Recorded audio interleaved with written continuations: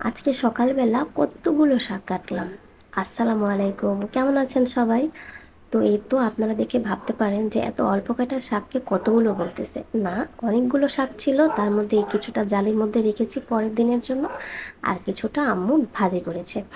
তো এই তো এখানে আমি টেবিল ম্যাটগুলো একটু গুছিয়ে রাখতেছিলাম। তো কিছুটা জাম ভেজানো ছিল জালির নিচে, জালিটা টানতে যেয়ে জামের পানিটা কিছুটা পড়ে যায়। তো যাই হোক, সেটা একসাথে এক সাইডে সাইড করে তো এখানে আমি টেবিলের পানিগুলো একটু মুছতেছিলাম।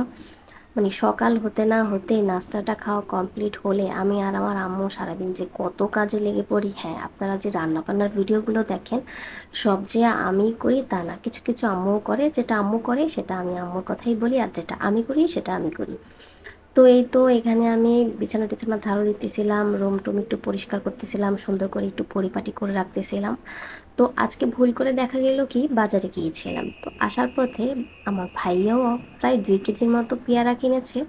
ভাইয়া কিন্তু আমাকে বলেছে, তো আমি সেটা আর মনে রাখিনি। দোকানে থেকে আমিও পেয়ারা কিনে ফেলেছি। যখন বাসার কাছাকাছি চলে এসেছি তখন মনে পড়লো, আল্লাহ ভাইয়া তো পেয়ারা কিনেছে, আমিও আবার পেয়ারা কিনলাম।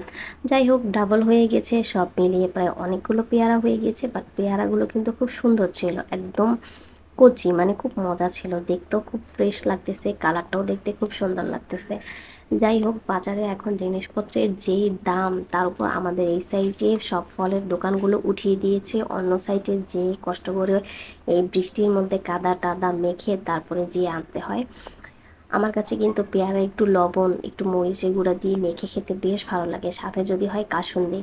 তো এই তো এখানে কিছুটা আপেলও ছিল, আপেলগুলোও কিন্তু একদম ফ্রেশ ছিল। আমার কিন্তু ফ্রেশ শাকসবজি আর ফ্রেশ ফলমূল দেখতে খুব ভালো লাগে, খেতেও কিন্তু ভীষণ ভালো লাগে। তো এই তো এখানে একটু তরকারি গরম করতেছিলাম বিকালের দিকে। এখানে আম্মু পটল আলু ডাল দিয়ে রান্না করেছিল, একটু মাখো মাখো ভাবে, রান্নাটা খুব মজা হয়েছিল।